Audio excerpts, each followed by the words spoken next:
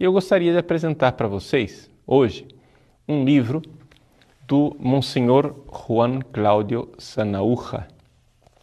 É um sacerdote que é jornalista, doutor em teologia, que tem se dedicado muito ao estudo dessa realidade da nova ordem mundial, né?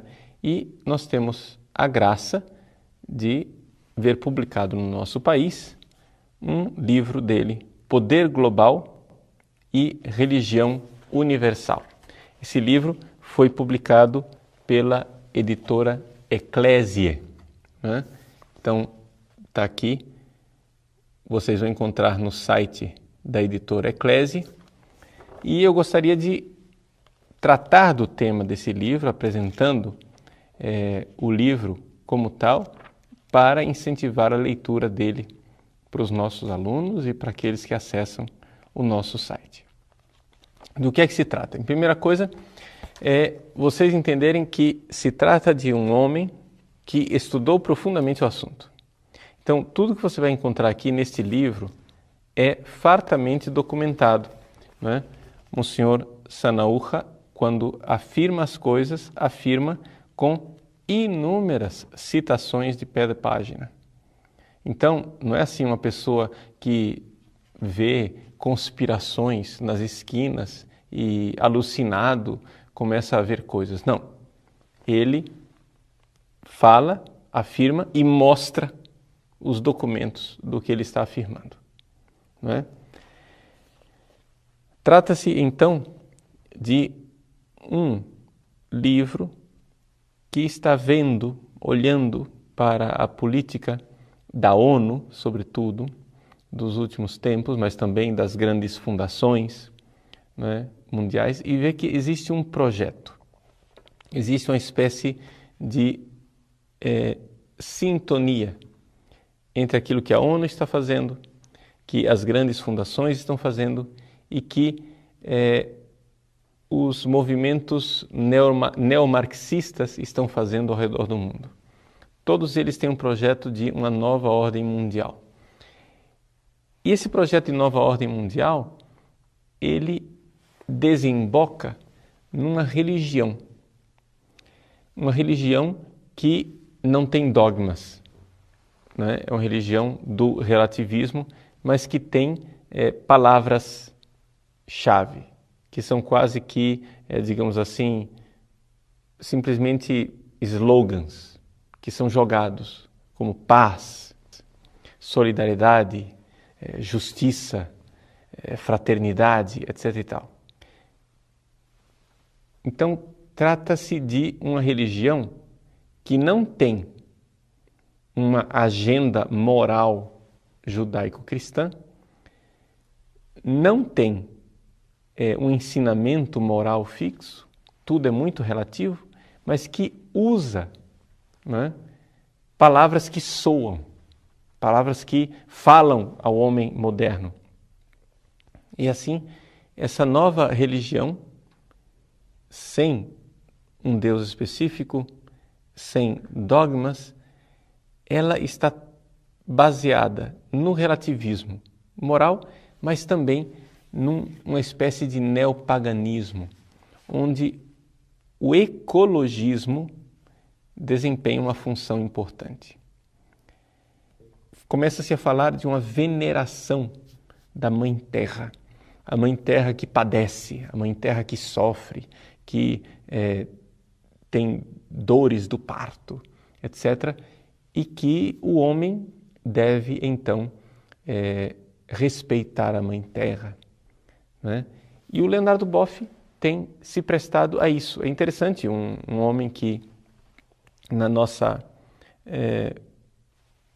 fantasia, digamos assim, na visão popular, quem é Leonardo Boff? Bom, Leonardo Boff é o defensor dos pobres, né? É o defensor da teologia da libertação, é o homem da justiça social, etc., etc.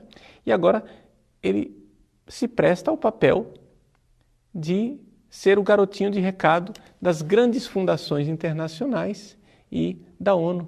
Ou seja, não estamos aqui falando de um pobrezinho oprimido, perseguido pelo Santo Ofício, como é a imagem que ele gosta de distribuir por aí. Nós estamos falando de um homem que está a serviço, voluntário e livre, obediente e submisso da nova ordem mundial, que quer nos colocar debaixo dessa grande obediência a esses novos caciques da nova ordem mundial.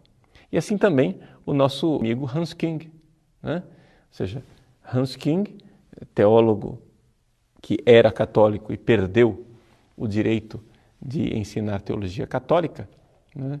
É importante lembrar que perdeu isso antes de Ratzinger ser prefeito da doutrina da fé, para não acharmos que tudo termina na conta do cardeal Ratzinger, né? Fazer o que com o BR aqui, capitão? Bota na conta do Papa. Pois bem, o Hans Küng, que não é teólogo católico, mas continua se apresentando como teólogo católico, ele coloca essa realidade da nova ordem mundial, né? E tem aí, inclusive, uma série de vídeos em que ele revê cada uma das religiões conforme esse novo dogma relativista, né? Ou seja, ele apresenta cada religião e tira daquelas religiões aquilo que ele pode sugar desses novos jargões: solidariedade, fraternidade, partilha, tolerância mútua, etc. e tal. Todos esses, digamos, essas bandeiras, esses slogans que dizem, mas não dizem. Ou seja, dão uma aparência de cristianismo, mas que na verdade são aquilo que o próprio cardeal Ratzinger já denunciou: um moralismo político.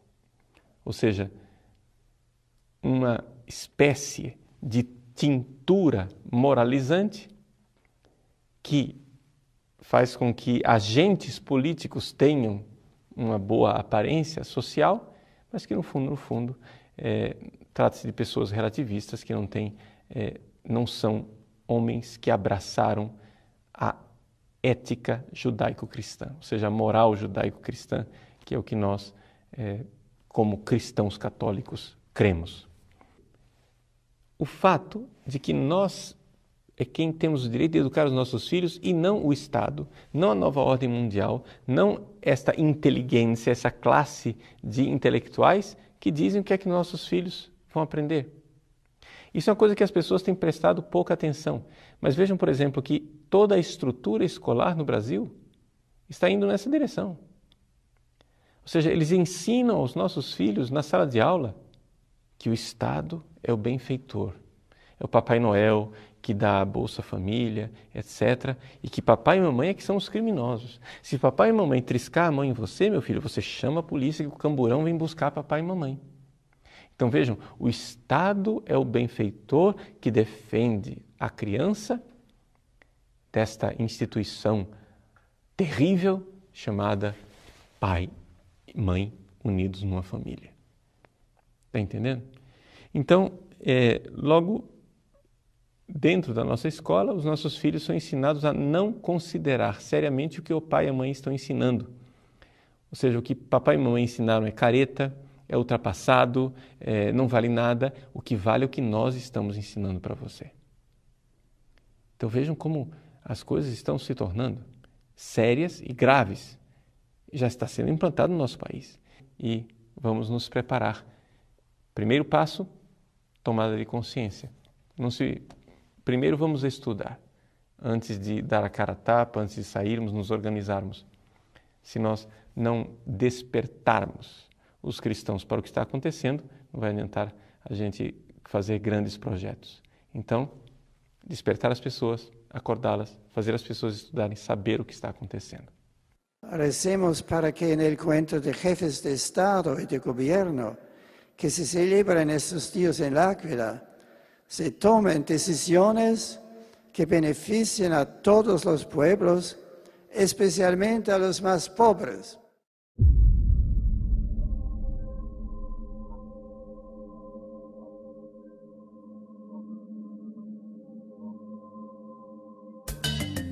É necessário um novo paradigma moral para melhorar o mundo. Foi o que afirmaram 129 líderes religiosos do G8 em uma reunião de cúpula interreligiosa em Roma. O encontro do G8, constituído por Estados Unidos, França, Itália, Japão, Reino Unido e Rússia, concluiu com um apelo à ação conjunta. Colocou-se especial atenção na realização dos objetivos do milênio que deveriam ser cumpridos até 2015 e que incluem uma drástica diminuição da pobreza e políticas de redução e não de proliferação nuclear. O Papa, através de uma mensagem, convidou os líderes a promoverem o bem comum. A reunião de cúpula realizou-se no dia 16 e teve início em Áquila, com uma visita à região atingida pelo terremoto. O novo encontro religioso do G8 será realizado no Canadá, em 2010.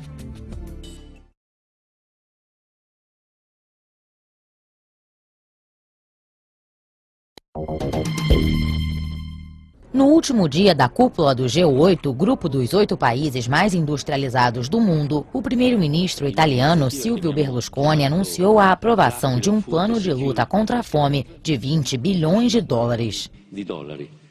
Berlusconi afirmou que o objetivo do projeto é garantir o abastecimento de alimentos no mundo, assegurar o desenvolvimento duradouro da agricultura e fornecer uma ajuda alimentar de urgência adequada.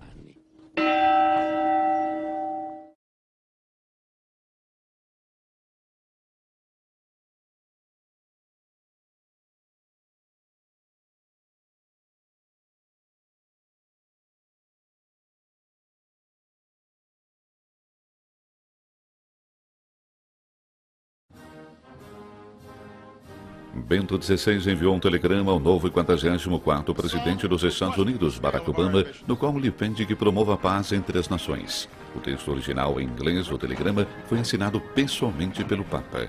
No telegrama por ocasião da tomada de posse, segundo informa Zenit, o pontífice pede a Obama que confirme sua decisão de promover a compreensão, a cooperação e a paz entre as nações, para que todos possam participar do banquete da vida que Deus preparou para toda a família humana.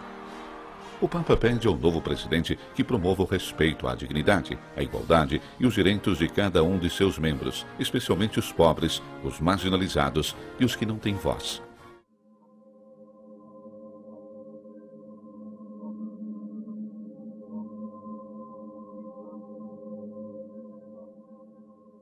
A crise econômica mundial foi um dos principais assuntos tratados na terceira encíclica do Papa Bento XVI.